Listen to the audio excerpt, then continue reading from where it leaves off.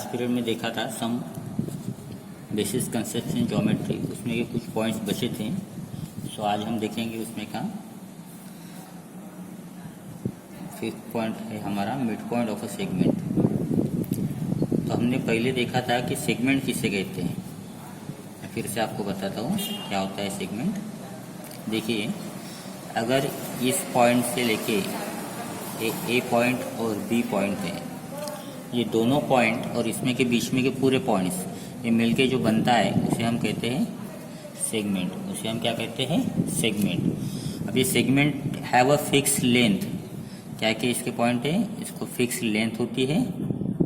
और क्या होता है, सेगमेंट ए बी को हम ए बी भी लिख सकते हैं या फिर सेगमेंट बी ए भी लिख सकते हैं। Both are the same things, both are the same things. अभी दोनों सेम है तो इसका मिड पॉइंट क्या होता है? अगर ये सपोज एक सेगमेंट है that is segment A B और इसकी लेंथ हमें दिया है 6 सेंटीमीटर, यानी इसकी लेंथ कितना है? ये यहाँ से यहाँ तक टोटल 6 सेंटीमीटर है। और इस ए बी के बीच में अगर हम एक हाथ पॉइंट ऐसे ले लेते हैं सच दैट पॉइंट पी, कि जिसकी वजह से अब सेगमेंट ये डिस्टेंस ए पी ये 3 सेंटीमीटर हो गया and this distance P B ये भी 3 सेंटीमीटर हो गया। ये दोनों 3 सेंटीमीटर हो गए। इसका मतलब क्या हो गया? ये डिस्टेंस ए पी और distance P B both are the 3 centimetre. अगर दोनों 3 सेंटीमीटर है तो हम क्या कहेंगे कि ये ए बी के 2 इक्वल पार्ट्स हो गए। ए बी के 2 इक्वल पार्ट्स हुए। कौन से? ए पी और P B. And therefore we say that point P ये क्या हो गया? इज मिड पॉइंट इसका of segment A B. Segment A B का ये पॉइंट मिड पॉइंट हो गया। अगर ये A B P mid point है तो ए बी के 2 इक्वल पार्ट्स हो गए। ए बी के 2 इक्वल पार्ट्स हो गए। कौन से? हाँ बोलो। एक ए बी के ए पी और पी बी। ओके, इसका मतलब अगर हमने एग्जांपल ऐसे ले लिया कि point Q is a mid point. Point Q क्या है? Is mid point. किसका मिड पॉइंट है? Of segment M N. तो इसका मतलब क्या हो गया? एंड और एक ले लेते हैं कि M N equal to 10 centimetre. तो हम डायग्राम कैसे निकालेंगे? हम निकालेंगे एक segment which segment that is point M and here is point N. M N segment होगी हमारी how much? The length of M N is यहाँ से पूरी यहाँ तक 10 सेंटीमीटर है। ओके, अभी इसका क्यू मिड पॉइंट है तो ये बीच में मिड पॉइंट क्यू आ गया तो ये 10 के 2 इक्वल पार्ट्स हो गए। कौन से हो गए? एक एम क्यू और एक क्यू एन। और ये दोनों की लेंथ कितनी रहेंगी? 5 सेंटीमीटर। इसको हम कैसे बताते हैं डायग्राम में? देयरफॉर हम क्या कहेंगे? ये एम एन क्या हो गया? 10 centimetre and as Q is mid point. Q क्या है? मिड पॉइंट है किसका? Of a segment M N का। Therefore this M Q and this N Q ये दोनों सेम हो जाएंगी और दोनों कितनी हो जाएंगी? एम एन की हाफ हो जाएगी, M N by 2। M N कितना है हमारा? 10 का हाफ हो जाएगा that is 5 centimetre. And therefore this M Q equal to N Q equal to 5 centimetre होगा। ओके, इसी को हम जब डायग्राम में बताते हैं तो हम कैसे बताते हैं? सपोज एक डायग्राम दिया है आपको। सपोज ये डायग्राम है in which this is A and B and here is point P and ये ऐसी बताया 2 इक्वल साइंस। इसका भी मतलब क्या होता है? That in segment A B या ए बी सेगमेंट में पॉइंट पी क्या हो गया? P is mid point. P क्या हो गया? Mid point. किसका मिड पॉइंट हो गया? ऑफ या point P is mid point of segment A B. इस तरह से भी हम उसे लिख सकते हैं। ओके, तो ये both are the same thing. तो मिड पॉइंट बताने के डायग्राम से भी बता सकते हैं या ओरली भी दिया हुआ रहता है। अब कोई भी सेगमेंट अगर हो गया तो एक पॉइंट इंपॉर्टेंट है इसमें कि एवरी सेगमेंट, कोई भी सेगमेंट हो गया, एवरी सेगमेंट, ये पूरा आपको लिखना है कॉपी में, has one and only one mid point. कितने मिड पॉइंट रहेंगे? एक ही मिड पॉइंट रहेगा, लेकिन हर एक सेगमेंट को एक मिड पॉइंट तो रहेगा ही रहेगा, लेकिन रहेंगे कितने? एक ही रहेगा, एक से ज़्यादा मिड पॉइंट उसको नहीं रह सकते। फिर से देखिए डायग्रामेटिकली कैसे दिखाते हैं। If this is M N and here point A, अगर इस तरह से दिया इक्वल साइन, कोई भी एक single line, double line, then we called as that point A, क्या हो गया ये? Point A is mid point. किसका मिड पॉइंट हो गया? Of segment M N. Point क्या हो गया ये? सेगमेंट एम एन का मिड पॉइंट हो गया। Okay, all of you understand up to this? Okay, after this the next point is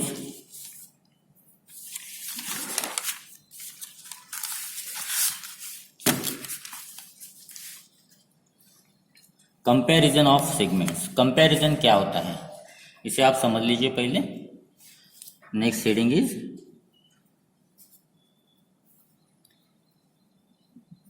comparison of segment, यानी सेगमेंट की तुलना करना। Comparison of segment means segment की तुलना करना। अब देखिए, एक मैं दो सेगमेंट निकालता हूं। Suppose this is a segment A B and this is a segment P Q. अब बताइए विच सेगमेंट इज ग्रेटर, कौन सी बड़ी है? आपको बाय इमेजिनेशन से ये समझ में आ जाता है कि here segment P Q is greater than segment A B. अगर सेगमेंट पी क्यू सपोज 5 सेंटीमीटर है and this is 3 centimetre, then what we called है? 5 बड़ा है, therefore we say that segment P Q is greater than segment A B. जिसकी length बड़ी रहेंगी उधर उसका साइन रहेगा। इफ अगर ऐसे दिया है कि segment A B is 3 centimetre and segment P Q is 3 centimetre, then what we say that both segment AB and segment this PQ, write down your points, 3 centimeter and here also 3 centimeter. So here both the segments are equal. अब both segments equal है तो हम इसे क्या कहते हैं? हमने last topic में देखा था, if both length of the both segments are equal then they are called as the congruent segment. क्या कहते हैं उसे हम? congruent segment. Okay, all of you understand up to this? Okay, the next topic is here. पहले आपको ये सब topic समझ लेना है, तब जाके आपको इसके ऊपर के प्रॉब्लम्स अंडरस्टैंड आएंगे। 7th is perpendicularity. Perpendicularity spelling की तरफ ध्यान दीजिए। ऑफ अ सेगमेंट और रेस, यहाँ दोनों पॉइंट एक साथ दिए, परपेंडिकुलरिटी ऑफ अ सेगमेंट और रेस। सपोज एग्जांपल से हम समझ लेंगे इसको पहले। This is our heading. क्या है? एक लाइन है, ओके, या इस लाइन में यहाँ से यहाँ तक हम एक सेगमेंट ले लेते हैं। इस सेगमेंट को अगर यहाँ से और एक दूसरी सेगमेंट इंटरसेक्ट करती है या एक हाथ लाइन इंटरसेक्ट करती है, दैट इज सी डी, और ये दोनों जहाँ इंटरसेक्ट हो रहे हैं वो point, suppose this is point P, यहाँ पे ये दोनों इंटरसेक्ट हो रहे हैं। कहाँ पे? पॉइंट पी पे। अगर यहाँ पे 90 डिग्री का एंगल बनता है, कहाँ पे? पी के पास। समझ रहा?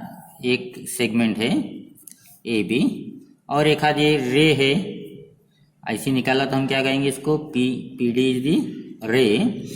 और ये रे, या फिर इसको हम लाइन भी कर सकते हैं, लाइन। ये दोनों जहाँ इंटरसेक्ट हो रहे हैं, यहाँ यहाँ यहाँ यहाँ कहीं पे भी एक ही जगह इंटरसेक्ट होते हैं पॉइंट पी में। अगर यहाँ 90 डिग्री का एंगल होता है, ये साइन होता है 90 डिग्री का, तो हम कहते हैं that segment A B and segment here, ये पहली वाली डायग्राम में P D, they are perpendicular to each other and denoted by this sign. ठीक है, तो हम परपेंडिकुलर किससे कहेंगे? जब भी दो लाइन या दो सेगमेंट, या एक सेगमेंट एक लाइन या एक सेगमेंट एक rays they are intersect each other at 90 degree, दोनों इंटरसेक्ट हो रहे at 90 degree, then we called as the they are perpendicular to each other, वो एक में एक को दोनों को परपेंडिकुलर रहेंगे। इसका मतलब क्या होता है यहाँ पे फर्स्ट डायग्राम में कि एंगल डी पी ए कैसे लिखते हैं देखो, जैसे डी पी ए ये वाला एंगल या फिर डी पी बी, ये दोनों एंगल का मेजर कितना रहेगा 90 डिग्री, यानी 90 degree means that is a right angle रहेगा। ओके, लाइंस कंटेनिंग, जो लाइन में लाइंस कंटेनिंग क्या क्या है इसमें, the segments, line containing the segments comma two rays या दो रेज है, और a line segments and ray are said to be perpendicular, इस तरह से लिखते शॉर्टकट में, परपेंडिकुलर टू ईच अदर। कब रहेंगे perpendicular to each other, if, मैं फास्ट लिखता हूँ तो थोड़ी हैंड राइटिंग खराब हो जाती है, if they intersect each other, दोनों एक में को इंटरसेक्ट करेंगे ईच अदर एट 90 डिग्री, अगर वो 90 डिग्री में इंटरसेक्ट होते हैं तो हम कहेंगे they are perpendicular to each other. Okay, और उसे हम इस तरह से लिखते हैं, इसको ऐसे भी लिख सकते हैं या ऐसे भी लिख सकते हैं, that segment P D perpendicular to segment A B. Okay, अब जब एक हाथ प्रॉब्लम में दिया होता है इधर segments are perpendicular to each other, suppose ऐसे दिया है that segment A B perpendicular to segment B C, तो इसकी डायग्राम कैसी बनेंगी देखिए, ये ए बी हो गया, सेगमेंट है, this is A B. Okay, और ये बी सी परपेंडिकुलर रहती है, ये बी ऊपर भी रह सकता है सी या नीचे भी रह सकता है, लेकिन ए बी को बी सी परपेंडिकुलर है, तो इसका मतलब यहाँ 90 डिग्री का एंगल हो गया, ये क्या हो गया 90 डिग्री का एंगल हो गया। इस तरह से डायग्राम बन सकती है। ओके, तो इसका मतलब क्या है, परपेंडिकुलर है मीन्स जहाँ पे टी जैसा साइन बनेगा वहाँ पे वो 90 डिग्री का एंगल हो जाएगा। Okay, all of you understand up to this? Okay, now we see the next point of here. Here we complete second page.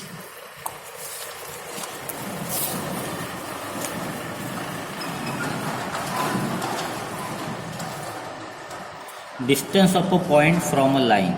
ये एक छोटा सा पॉइंट है, that is distance of a point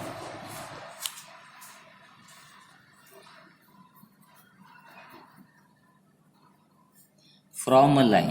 ये क्या होता है ये समझ लेना बहुत जरूरी होता है। सपोज एक लाइन दिया है, suppose this is a line A B और ये पॉइंट पी दिया है, ये पॉइंट पी का ए बी तक का डिस्टेंस हमें गिनना है। तो सपोज एक ये ऐसी लाइन लिया, एक ऐसी लाइन लिया, एक ऐसी लाइन लिया, और यहाँ पे 90 डिग्री का एंगल होता है at point M, this is N and this is Q। तो distance of point P from A B जो रहेगा वो रहेगा PM। क्यों PM रहेगा? क्योंकि ये कौन क्या है, परपेंडिकुलर है, किसको, ए बी को, as PM is perpendicular to segment A B. इसका मतलब शॉर्टेड डिस्टेंस क्या हो गया, देयरफॉर शॉर्टेड डिस्टेंस यानी सबसे कम distance of point P from A B से, पॉइंट P का ए बी से लेकर का जो शॉर्टेड डिस्टेंस है वो क्या रहेगा, इज अ PM। ये क्या रहेगा, PM रहेगा। सो जहाँ परपेंडिकुलर डिस्टेंस रहेगा वही हमारा क्या रहेगा, पॉइंट रहेगा, डिस्टेंस रहेगा ऑफ दैट पॉइंट। ओके, तो ये थे कुछ some basic concepts in geometry. इसके कुछ पॉइंट्स हमने पहले लिए थे, that is line segment, what is ray, line AB and congruent segments and their properties of congruent segment. For this you should you can see my previous video. Okay, now we will switch over the next topic, that is practice set 1.2, which is based on this. You should start from new page. First question आपने book से पढ़ना है. क्या दिया है यहाँ पे, कुछ पॉइंट्स दिए, मैं पूरा क्वेश्चन यहाँ पे नहीं लिखता हूँ, और उसके कोऑर्डिनेट्स दिए हुए हैं. That is point A, B, C, D and E, and their coordinates are -3, 5, 2, -7 and 9. एक दो ही प्रॉब्लम करेंगे हम. ये प्रैक्टिस सेट 1.2 कल फिर से रिपीट करेंगे. ओके, क्या दिया है इन्होंने, sorry. Following table shows the point on the number line and their coordinates. Decide whether the pair of segments given below this table are congruent or not. ये दिया हुआ है उन्होंने already, that segment D and segment AB ये congruent है कि नहीं है वो हमें देखना है. अब what is the congruent segment. अगर दो सेगमेंट की लेंथ अगर सेम होती है then we called as these are the congruent segment. तो हमें पहले इसका डिस्टेंस निकालना पड़ेगा. डिस्टेंस DE कैसे निकालते हैं हम, दैट इज D, E. इसमें से बड़ा कोऑर्डिनेट कौन सा है, D का है कि E का है, E का है. तो यहाँ पे लेंगे coordinate of point E minus coordinate of point D. Coordinate of point E क्या है, that is 9 minus, and coordinate of point D क्या है, again -7. Write this minus in bracket. दोनों साइन कभी भी पास में नहीं लिखना है आपको. That is 9 minus minus plus 7 and this is equal to 16. That is DE आ गया आपका 16. सभी इसी तरह से करना है, एक एक सॉल्व करेंगे हम. यहाँ पे D हो गया हमारा 16. आफ्टर दैट आपको यहाँ निकालना पड़ेगा सेगमेंट AB. तो सेगमेंट AB की डिस्टेंस AB निकल जाएगा हमारा DA, B. A का कोऑर्डिनेट्स दिया है -3. A का कोऑर्डिनेट देखो यहाँ पे क्या दिया है, -3, एंड B का दिया है 5. तो 5 इज बिगर, तो हम पहले माइनस करेंगे कोऑर्डिनेट. ये लिखने की जरूरत नहीं होती, आप डायरेक्ट भी लिख सकते हो. Coordinate of point B minus coordinate of point A. Coordinate of point B is 5 minus coordinate of point A is -3. Right in brackets, that is 5 minus into minus, that is +3, and 5 + 3 that is 8. तो ये distance AB हो गया आपका 8. अब देखिए दोनों distance आपके निकल गए. एक आ गया 8 और एक डिस्टेंस D आ गया 16. This is your first and this is your second. What we draw, what is our conclusion from here, that from 1 and 2 दोनों इक्वल है क्या, नहीं है. That is distance AB and distance DE are not equal. अगर not equal है तो what is our conclusion, therefore segment AB and segment DE are not congruent to each other. और not congruent to each other हम कैसे लिखेंगे, ये हो गया हमारा कॉन्ग्रुएंट का साइन, यहाँ पे एक स्लैश दे देना, that is not congruent to each other. Okay, are you understand this. So there are 3 problems here. Remaining 2 you should you have to solve it on your notebook. Okay. After that, second, third, fourth, fifth and sixth, this problem we will see tomorrow. Okay. So homework is for you that solve problem practice set 1.2 में का first आपको solve करना है. Second I will tell you now. Okay. Remaining अच्छा हम कल देख लेंगे. Okay. Have a nice day. Goodbye.